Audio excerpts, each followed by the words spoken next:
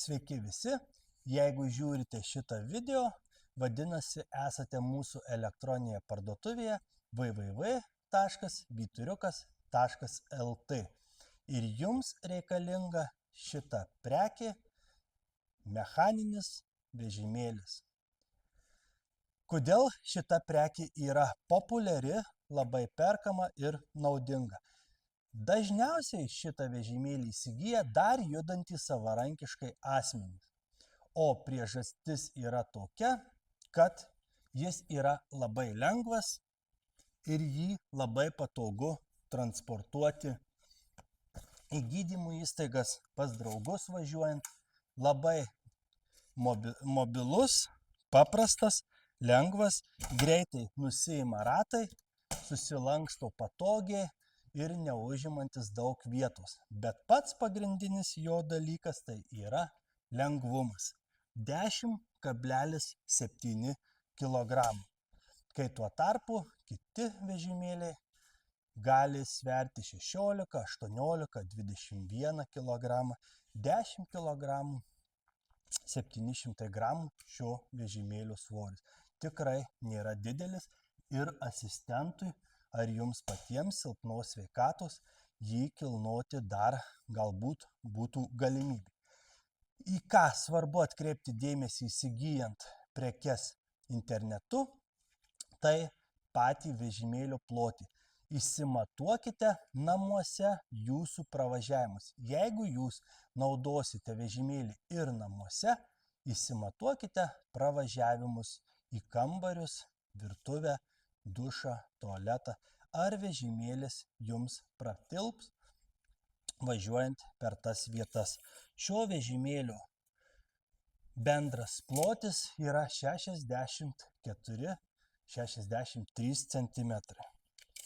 Aš matuoju fiziškai, tai galiu ir padaryti paklaidą, todėl ir sakau 63-64 cm pločio. Taigi, pasižiūrėkite namų sąlygom jį naudojant, ar jūsų staktos įvažiavimai į kambarius nėra siauresni nei 63-64 cm. Dar vienas dalykas, pasimatuokite nuo žemės iki sėdimos vietos aukštį. Šio vežimėlio sėdimos vietos aukštis nuo žemės yra 48 cm. Tikrai yra pakankamai patogus atsisėdimas, galima bus naudoti tikrai įvairaus ūgio žmonėm.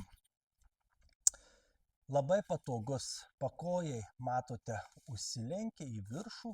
Esu matęs tikrai ir gydymo įstaigose ir visur, kaip žmonės naudoja ir su savo kojom šitaip važiavimą, arba galima važiuoti savarankiškai rankom.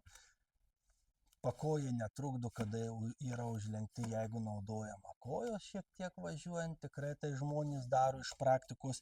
Jeigu negali taip daryti, galimybių nėra, ant pakojų pasidedame kojas ir važiuojame tada rankomis, valdome mechaniškai savo rankomis vežimėlį.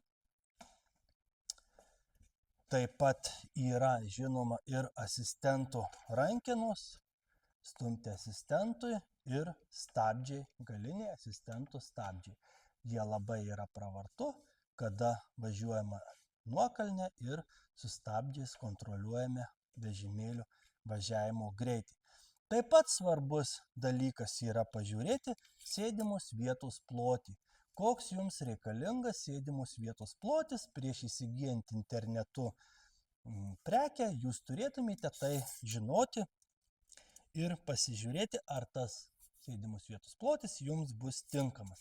Šito vežimėlio sėdimos vietos plotis yra 46 cm. Iš praktikos galiu pasakyti tikrai vidutinis sėdimos vietos plotis. Man jo tikrai pakanka ir dar užtenka daugiau nei reikėtų. Sėdimos vietos gylis taip pat yra svarbus. Sėdimos vietos gylis 38,5 cm, tikrai pakankamai platu. Kaip ir minėjau, kompaktiškai pakojai užsiriečia. gali ir į viršų užsilenkti, ir visaip labai kompaktiškai. Sėdimos vietos porankiai. Jų ilgis 27 cm. Porankių ilgis 27 cm ir jie tikrai yra labai minkšti, patogus, švelnus. Sėdėjimui yra malonu. Kaip ir minėjau, vežimėlis yra labai lengvas, vienas iš lengviausių rinkoje, 10,7 kg. Jeigu jūs turite mažai vietos automobilyje, dar galite greitų fiksavimo būdų uždėti arba nuimti ratus, taigi sutaupysite dar daugiau vietos ir tikrai šitas vežimėlis tikriausiai tilps ir į labai mažą automobilį dėl savo kompaktiškumo. Yra mechaniniai stabdžiai, taip pat svirtelę nulenkus, užfiksuojami mechaniniai stabdžiai, svirtelę atlenkus, stabdžiai atfiksuojami. Vienintelis šio vežimėlio minusas tai yra neatsidaro šoniniai porankiai, neatsidaro. Taigi, kaip ir minėjau, dažniausiai šį vežimėlį įsigyja žmonės dar judėdami, turėdami galimybę judėti patys savarankiškai, bet dėl sveikatos būklės tą negalintys daryti dažnai ir daug, todėl sėdima į šitą vežimėlį yra iš priekio, nes šitie porankiai neatsidaro. Tai yra tikrai minusėlis, bet kas dar gali judėti savarankiškai, atsisėdus iš priekio, šitas minusas kaip ir dingsta. Na, o daugiau, vežimėlis tikrai kompaktiškas. Sulenksime dabar vežimėlį, kaip matote, neužima tikrai daug vietos, 10 kg 700 g, lengvas. Važiuojant automobiliu tikrai rasite kur padėti ir iškelti jums ir asistentui tikrai nebus labai didelis iššūkis dėl didelio svorio. Vienas mažiausių svorių rinkoje šito vežimėlio.